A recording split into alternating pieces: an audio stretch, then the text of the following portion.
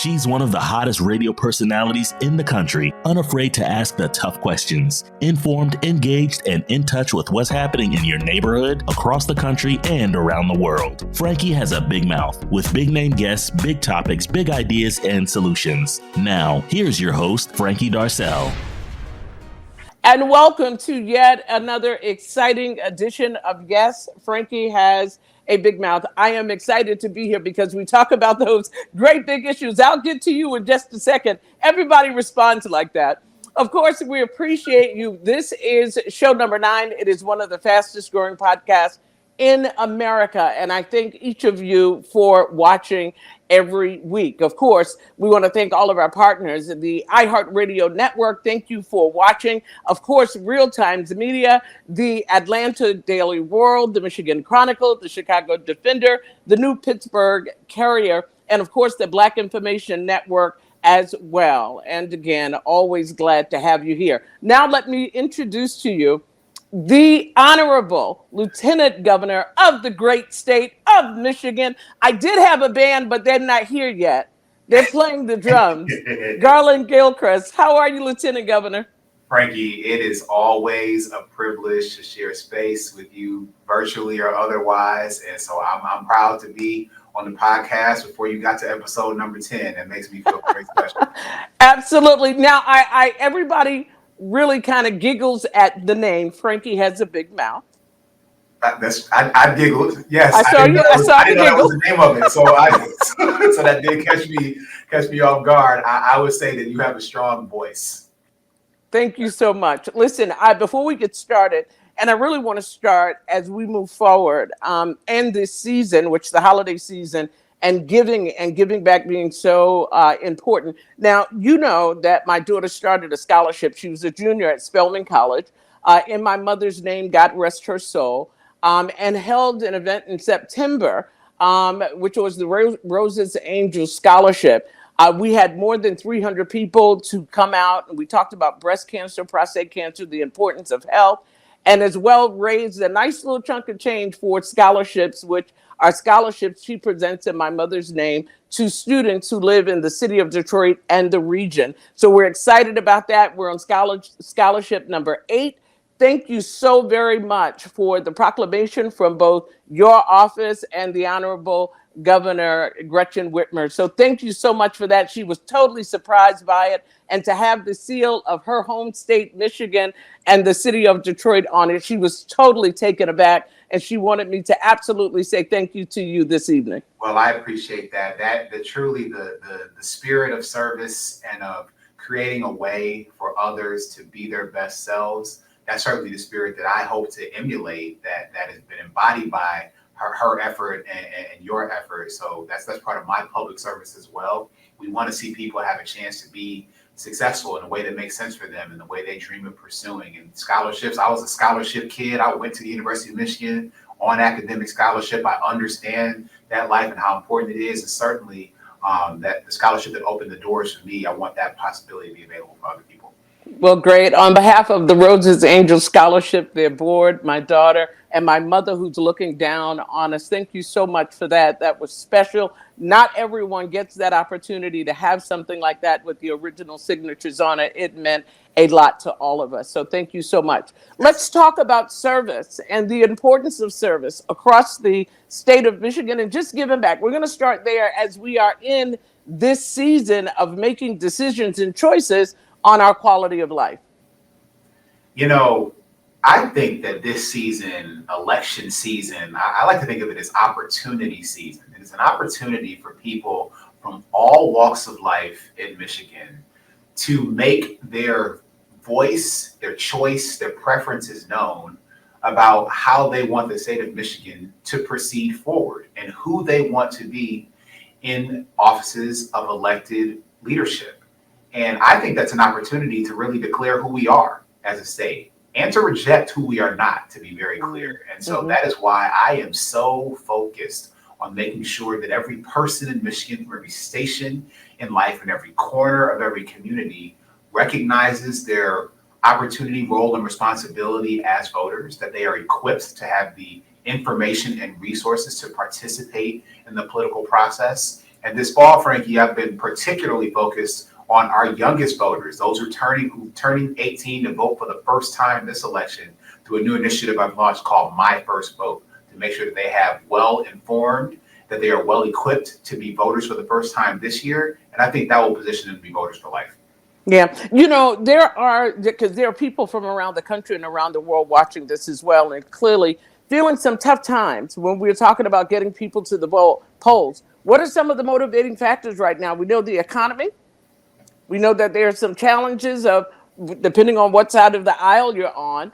But what are some of the things you see that pattern some of the challenges around the country that people are challenged with in Michigan? Absolutely. In the state of Michigan, I think voters are looking for leaders who have a vision of economic opportunity, who can help people have a little bit more money in their pockets at a time when things are very, very expensive. And I believe we have an answer for that and policies to help to address that pain and those pain points. People are also voting for their futures. They're voting for people who are going to invest in our education system, invest in connecting people to the internet, the things that connect people to the kind of opportunity that leads them to raise their household incomes and improve their quality of life. People are also voting for a future where they can have the freedom to define their family and define their future. And if they need to have access to abortion care, they will have that unencumbered and not have a politician stand in their way of making the choices they need to make. And what in many cases is the most important economic choice that a person will make, that most women will make if they choose to have or to not have a child at a given time. And so these are all on the ballot in front of voters. And I think for our young voters in particular, I do want to stress, we also see a big emphasis on having leaders who will respond to the climate crisis with the urgency it demands. And so certainly here in Michigan, those are issues that are top of mind for our voters. And these are things that Governor Gretchen Whitmer and I are working hard on every single day. So let's talk about the young voter again. And you did talk about the importance, education being one of them, and those that are 18. What would you say specifically to them to let them know the importance on election day to be at the polls? Speak specifically to those young people who are the future of Michigan. Well, I wouldn't ask young people to vote if I didn't believe that they were powerful. And so you don't ask people who are not powerful to do things. You ask powerful people to use their power. And I believe that as registered voters, you have a chance to reshape the future of your community and reshape the future of the state of Michigan in a way that you see fit. And I believe that voting is something that all powerful people should do. It's fast, it's easy, and it's free. And if you have something that has those three characteristics to be able to exercise your power, again, to choose leaders who represent you, who share your life experience or understand your life experience, who share your values of creating economic opportunity and supporting your ideas, making sure that people have resources in your communities, making sure that we are delivering on the types of environmental justice that we need to respond to the climate crisis, and then putting some more money in your pocket and giving you a pathway to the kind of education or training or jobs that you dream about. This is what is available for young people to vote for this November. Listen, as we get ready to close, I did want to ask you as we go into yet another season, which is cold season, right? So we've got the cold, we've got the flu, and we still have COVID. We know if we think back just 2.5 years ago, where we were seems unreal, Lieutenant Governor. And I still tell people, depending on where I'm going, it was easy to get me in a mask. It's hard to get me out of one in certain circumstances. As you travel around the state, what do you want to say from a health perspective as well as we move into the cold, flu, and COVID season? What do you want to say, and how prepared is Michigan to deal with that? Well, certainly we are very proud of the role that science and vaccines have played in the COVID response. It really has changed the dynamics of what is necessary from a public health perspective and from a policy perspective. And I would ask people to be mindful, one, and make sure they are being careful and washing their hands and being mindful if they have any kind of symptoms of a cold or a flu or whatever, to try to not spread those symptoms to other people. I would ask people to get vaccinated and get boosted, and that is true for everyone who's 6 months old and older, to make the choice to do so.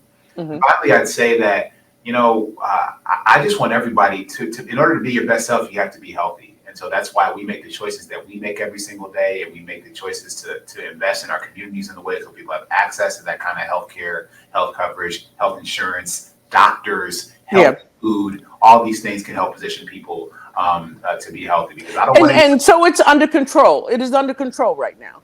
The way that I see it, we know we have all the tools we need to respond to COVID-19, and everyone has them individually. We have them as a state government, and we know what we need to do. We have been living with this for 2.5 years, and I don't want to be in a position where more people are in a position to get sick or to die, and we need to use our tools to prevent that.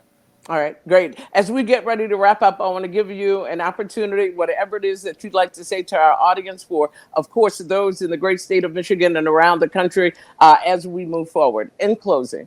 First thing I want to say is to encourage you people to share this podcast so more people can listen to Frankie Has a Big Mouth. That's the first thing.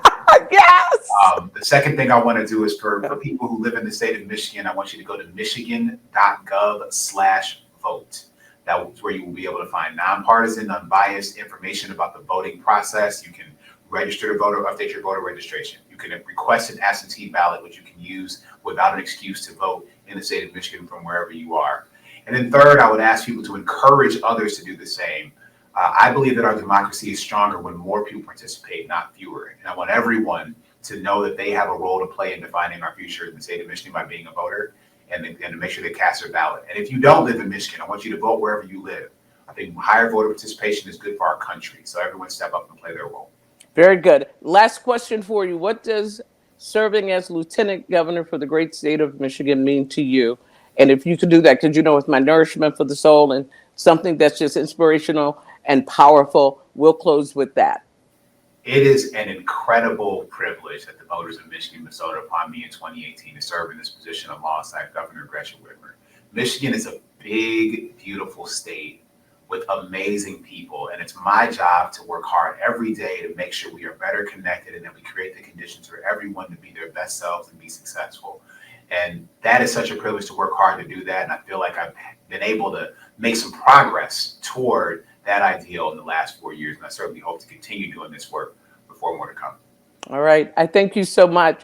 You have one of the best staffs in the country, and trust me, I talk to politicians everywhere. Kudos to you for the wonderful staff that you have. Please let the governor know that I asked about her. Again, thank you so much for supporting the Roses Angel Scholarship Fund. We appreciate you. The Honorable Lieutenant Governor from the great state of Michigan, Garlin Gilchrist, who loves Nas, y'all. Thank you so much.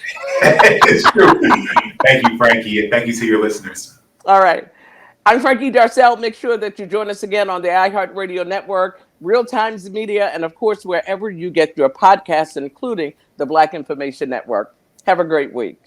Thank you for joining us for this edition of Frankie Has a Big Mouth. Find us on the iHeartRadio app, the Black Information Network, Real Times Media, or wherever you get your podcast. We'll see you next time for more compelling conversations.